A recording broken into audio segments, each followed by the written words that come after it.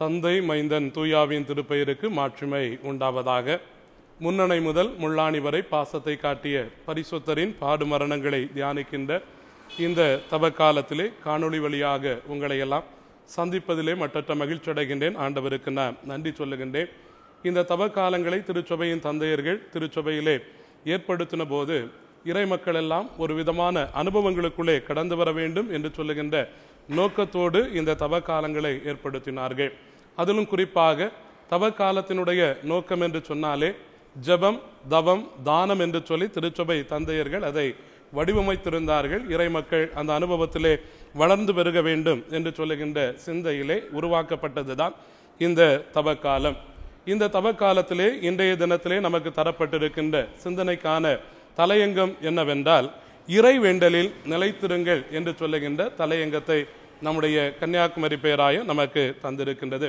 அதற்கு ஆதாரமான திருமறை பகுதி பிலிப்பியருக்கு எழுதின கடிதம் 4வது அதிகாரம் 5வது வசனத்திலிருந்து 9வது வசனம் வரை நமக்கு தந்திருக்கின்றார்கள். மைய வசனமாக 6வது வசனத்தை தந்திருக்கின்றார்கள். எதை பற்றியும் கவலைப்பட வேண்டாம், ஆனால் நன்றியோடு கூடிய இறைவேண்டல் மன்றாட்டு ஆகிய அனைத்தின் வழியாகவும் கடவுளிடம் உங்கள் விண்ணப்பங்களை தெரிவியுங்கள் என்று சொல்லுகின்ற வசனத்தை மையமாய் கொண்டு இந்த தவக்காலத்தின் இந்த நாளை நாம் அர்த்தமுள்ளதாய் அமைத்துக் கொள்ள ஆண்டவர் நமக்கு உதவி செய்வாராக. பவுலடியார் பிலிப்பு திருச்சபைக்கு தன்னுடைய விசுவாசிகளுக்கு அவர் ஆலோசனை சொல்லுகின்ற போது கர்த்தருக்குள்ளாக நிலைத்திருக்கும்படியான ஆலோசனைகளை இந்த அத்தியாயத்திலே அவர் பகிர்ந்து கொள்ளுகின்றதை நாம் பார்க்கின்றோம். கர்த்தருக்குள்ளாக நிலைத்திருக்க என்ன செய்ய வேண்டும் என்றால் அவர் சொல்லுகிறார், ஒரே சிந்தையாய் இருங்கள் என்று சொல்லுகின்றார். எப்பொழுதும் சந்தோஷமாய் இருங்கள் என்று சொல்லுகின்றார். மட்டுமல்ல, நீங்கள் எதை குறித்தும் கவலைப்படாமல் உங்களுடைய மன்றாட்டுக்களை எல்லாம் கடவுளிடம் வெளிப்படுத்துங்கள் என்று சொல்லுகின்றார். இந்த அனுபவங்கள் மாத்திரமல்ல, வசனம் 8 நாம் கவனிக்கிற போது அதிலே ஒரு பட்டியலையே சொல்லுகின்றார். கடவுளுக்கு உகந்த பண்பு நலன்களை நீங்கள் வெளிப்படுத்துகின்ற போது கடவுளிலே நீங்கள் நிலைத்து நிற்க முடியும் என்பதை அவர் இந்த அத்தியாயத்தின் வழியாக வெளிப்படுத்துகின்றதை நாம் பார்க்க முடிகிறது. ஏன் ஒரு மனிதன் கடவுளிலே நிலைத்து நிற்க வேண்டும் என்று சொல்லுகின்ற ஆலோசனையை இந்த அத்தியாயத்திலே சொல்லுகிறார் என்றால், அதனுடைய 5வது வசனத்தை நாம் கவனிக்கின்ற போது ஆண்டவர் அண்மையில் உள்ளார், ஆகவே நீங்கள் கடவுளில் நிலைத்திருக்க வேண்டும் என்று சொல்லுகின்றார்.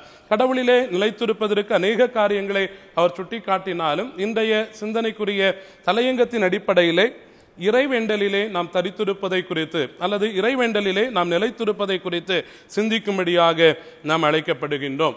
இறைவேண்டல் என்று சொல்லுகின்ற போது கடவுளுக்கும் மனிதனுக்கும் இடையிலே நடக்கின்றதான ஒரு உரையாடல் அல்லது கடவுளுக்கும் மனிதனுக்கும் இடையிலே உள்ள ஒரு உறவு பாலம் என்பதை நாம் நன்றாக அறிந்து வைத்திருக்கின்றோம். நம்முடைய திருப்பணிகளை செய்த அருட்பணியாளர்களுடைய சரித்திரத்திலே அருட்பணியாளர் ஜான் வெஸ்லி அவர்களை நாம் கவனிக்கிற போது அவருடைய வாழ்க்கையிலே 88 ஆண்டுகள் இந்த உலகத்திலே உயிரோடு வாழ்ந்திருக்கின்றார். அவர் உயிரோடு வாழ்ந்த நாட்களிலே அனைத்தையும் ஜபத்தினாலேயே அவர் வென்றதாக அவருடைய சரித்திரம் குறிப்பிடுகின்றது. அவருடைய வாழ்வின் கடைசி நேரத்திலே, அதாவது மரண தருவாயிலே நடந்த ஒரு சுவாரஸ்யமான நிகழ்வை அவருடைய சரித்திரத்திலே பதிவு செய்து வைத்திருக்கிறார்கள். அவர் சுகவீனப்பட்டு மரண தருவாயில் இருந்தபோது தன்னுடைய நண்பர் ஒருவருடைய வீட்டிலே அவர் தங்கியிருந்தாராம். அந்த நண்பரும் அவருடைய உறவினர்களும் அந்த குடும்பத்திலே பணியாற்றின பணியாளர்களும் இந்த ஜான் வெஸ்லியை மிகவும் நேசித்தபடியினாலே அவருடைய கடைசி நேரத்திலே அவரோடு கூட பல மணி நேரங்களை செலவிட்டுக் கொண்டிருந்தார்கள். ஒரு நாள் அவர் மரண தருவாயில் இருக்கின்ற போது மரித்து போவோம் என்று சொல்லுகின்ற அந்த நிச்சயத்தோடு காணப்பட்ட நேரத்திலே அவர் அந்த உறவினர்கள் பணியாளர்கள் எல்லாரிடத்திலும் கேட்டாராம், ஒரு அரை மணி நேரம் எனக்கு நீங்க என்னை தனிமையாக விட வேண்டும், என் ஆண்டவரோடு நான் பேச வேண்டும் என்று சொன்னாராம். அப்படி அவரிடத்திலே கேட்டபோது அவர்கள் அவரை தனிமையாக விட்டுவிட்டு சொன்னபோது அந்த அரை மணி நேரமும் ஆண்டவர் தனக்கு கொடுத்த வாய்ப்பு, ஆண்டவர் தனக்கு தந்த தாளந்து, தன்னை பயன்படுத்தின விதங்களை நினைத்து உள்ளத்தின் ஆழத்திலிருந்து ஆண்டவருக்கு நன்றி சொன்னாராம். தன்னுடைய பலகீனம் ஒரு பக்கம், மரணத்துக்கு ஏதுவான ஒரு சுகவீனத்துக்குள்ளே அகப்பட்டது ஒரு பக்கம் இருந்த போதும் கூட அவர் என்ன செய்தார் என்றால், தன்னை ஆண்டவர் பயன்படுத்தினதையும் தனக்கு ஆண்டவர் அளித்த வாய்ப்பையும் தனக்கு ஆண்டவர் தந்த தாளந்தையும் நினைத்து ஆண்டவருக்கு நன்றி சொல்லி கடைசி நேரத்திலே தன்னுடைய ஆண்டவரை சந்திப்பதற்கு தன்னை ஆயத்தப்படுத்தினார் என்று சொல்லி நாம் பார்க்கின்றோம். அன்பானவர்களே, பல நேரங்களிலே நாம் ஆளுகின்ற இந்த உலகத்திலே பல கடினமான அனுபவங்களை நாம் சந்திக்கின்றோம், துயரமான நிகழ்வுகளை நாம் சந்திக்கின்றோம், பாடுகளோடு கூட நாம் கடந்து வருகின்றோம். ஆனால் பல நேரங்களில் நம்முடைய மன்றாட்டுகள் எல்லாம் எப்படி இருக்கிறது என்றால், நாம் சந்திக்கின்ற கவலைகள், நம்முடைய பாடுகள், இவைகளெல்லாம் மாற வேண்டும் என்று தான் இருக்கிறதே தவிர, கடவுள் நமக்கு அதன் மத்தியிலே தந்த வாய்ப்புகள், அதன் மத்தியிலே நம்மை நடத்தின விதங்கள், இவைகளை நினைத்து பல நேரங்களிலே நாம் நன்றி சொல்ல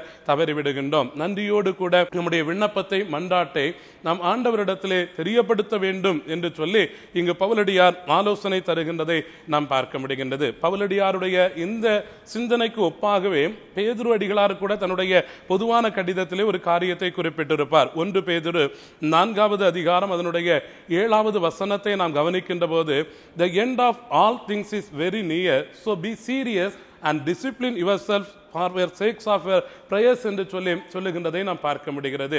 எல்லாவற்றுக்கும் முடிவு சமீபமாயிற்று, ஆகவே தெளிந்த புத்தி உள்ளவர்களாய் இருந்து இறைவேண்டல் செய்யுங்கள் என்று சொல்லுகின்றார். அதிலே ஜாக்கிரதையாய் இருங்கள் என்று சொல்லி அவர் குறிப்பிடுகின்றதை நான் பார்க்க முடிகின்றது. ஆக நாம் வாழுகின்ற இந்த உலகத்திலே நாம் பார்க்கின்ற காட்சிகள் எல்லாம் இந்த உலகம் நிறைவு பக்கத்திலே வந்துவிட்டது என்பதை நமக்கு சுட்டி காட்டுகின்ற போது இந்த தவ காலம் இறைவேண்டலிலே நிலைத்திருக்க நம்மை அழைக்கின்றது. ஆக அதிலே ஜாக்கிரதை உள்ளவர்களாய் இருந்து நாம் இறைவேண்டல் செய்வதற்காக அழைக்கப்படுகின்றோம். ஜெபத்தை பற்றி அநேக காரியங்கள் வேதத்திலே சொல்லப்பட்டிருந்தாலும், சோர்ந்து போகாமல் ஜெபிக்க வேண்டும், இடைவிடாமல் ஜெபிக்க வேண்டும், விழித்திருந்து ஜெபிக்க வேண்டும் என்று அநேக காரியங்கள் சொன்னாலும், ஆண்டவர் விரும்புகின்ற நிலையிலே நம்முடைய ஜெபம் அமைகின்ற போது தான் அது நமக்கு நன்மையை கொண்டு வரும் என்பதை நாம் புரிந்து கொள்ள வேண்டும். 3.5 ஆண்டு கால ஊழிய பாதையிலே ஆண்டவர் இயேசு கிறிஸ்து தன்னுடைய சீடர்களுக்கு எதையும் கற்றுக் கொடுக்கவில்லை. ஊழியம் செய்வதற்கோ அல்லது பிரசங்கிப்பதற்கோ எப்படி அற்புதத்தை செய்ய வேண்டும், அதிசயத்தை செய்ய வேண்டும் என்றெல்லாம் கற்றுக் கொடுக்கவில்லை. மாறாக ஒரே ஒரு காரியத்தை தான் கற்றுக் கொடுத்தார். என்னவென்றால்,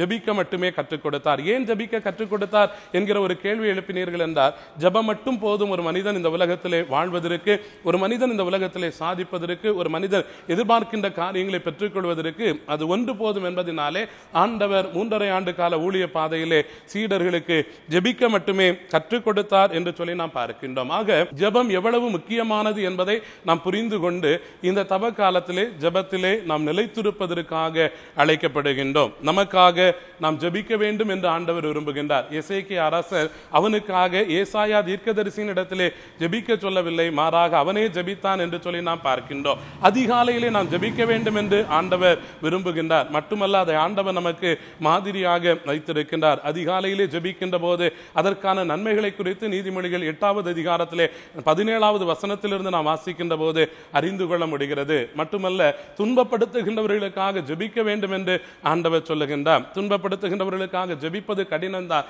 ஆனால் அது ஆண்டவர் விரும்பக்கூடியது, ஆண்டவர் நமக்கு மாதிரியாக காண்பித்து தந்தது என்று சொல்லி நாம் பார்க்கின்றோம். அது மாத்திரமல்ல, இயேசுநாதர் எல்லாவற்றையும் அறிந்தவராகத்தான் இந்த உலகத்திற்கு வந்தார். ஆனாலும் தன்னுடைய வாழ்வின் கடைசி தருணத்திலே என்னுடைய சித்தத்தின்படி அல்ல உம்முடைய சித்தத்தின்படி என்று சொல்லி ஜெபித்தார் என்று சொல்லி நாம் பார்க்கின்றோம். ஆண்டவருடைய சித்தத்துக்கு நாம் நம்மை ஒப்புக் கொடுத்து ஜெபிக்க வேண்டும் என்பது கடவுள் விரும்புகின்ற ஒரு ஜெபமாக இருக்கிறது. பல நேரங்களிலே ஜெபிக்க முடியவில்லை என்று நாம் சாக்கு போக்குகளை சொல்லுகின்றோம். தடையை தாண்டியும் தானியேல் ஜெபித்தான். அவன் ஜெபிப்பதற்கு முன்பாகவே ஆண்டவரிடத்தில் அவனுக்கு பதில் ஆயத்தமாக இருந்தது என்று சொல்லி நாம் பார்க்க முடிகிறது. ஆண்டவர் எதிர்பார்க்கின்ற ஜெபம் அழிந்து கொண்டிருக்கின்ற ஆத்துமாக்களுக்காக திறப்பிலே நிற்க வேண்டும் என்று சொல்லி விரும்புகின்றார். ஆக ஆண்டவர் விரும்புகின்ற நிலையிலே இந்த தப காலத்திலே நம்முடைய இறைவேண்டல்களை நாம் அமைத்துக் கொள்ளவோ, இந்த இறைவேண்டலிலே நாம் நிலைத்து நிற்கவோ கடவுள் நம்மை அழைக்கின்றார். இந்த தவ காலத்தில் அவருடைய அழைப்புக்கு நம்மை அர்ப்பணிப்போம். ஆண்டவர் தாமே இந்த வார்த்தைகளின் வழியாய் நம்மோடு தொடர்ந்து இடைவிடுவாராக.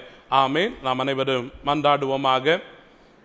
மன்றாட்டுக்களின் வழியாக மனுமக்களோடு அன்றாடகம் தொடர்பு கொள்ளுகின்ற அன்பு நிறைந்த நல்ல ஆண்டவரே, இந்த ஆசீர்வாதமான தபக்காலங்களை இந்த வருடத்திலும் எங்களுடைய வாழ்விலே தந்ததற்காய் நன்றி சொல்லுகின்றோம். தபக்காலங்களிலே எங்களிலே அநேக மாற்றுருவாக்கங்களை ஆண்டவர் நீர் எதிர்பார்க்கின்றீர். நீர் விரும்புகின்ற அந்த மாற்றுருவாக்கங்களை நாங்கள் வெளிப்படுத்த ஆண்டவர் எங்களுக்கு உதவி செய்வீராக. இன்றைய தினத்திலும் நாங்கள் இறைவேண்டலிலே நிலைத்திருக்க வேண்டும் என்று சொல்லி எங்களை அழைத்திருக்கின்றீர். நாங்கள் ஜெபிப்பதற்கு இருக்கின்ற தடைகளை எல்லாம் ஆண்டவர் மாற்றி போடுவீராக. நீர் விரும்புகின்ற வண்ணம் எங்களுடைய ஜெபங்களை நாங்கள் அமைத்துக் கொள்ளவும், உம்முடைய வருகைக்கென்று சொல்லி நாங்கள் ஆயத்தப்படவும், இந்த காலங்களை நாங்கள் பிரயோஜனப்படுத்திக் கொள்ள எங்கள் அத்தனை பேருக்கும் துணை புரியும். உம் கரத்திலே இந்த மன்றாட்டுக்களை எல்லாம் நாங்கள் சமர்ப்பிக்கின்றோம். எங்கள் இறைவேண்டல் கேளும் இரக்கமுள்ள பிதாவே. ஆமென்.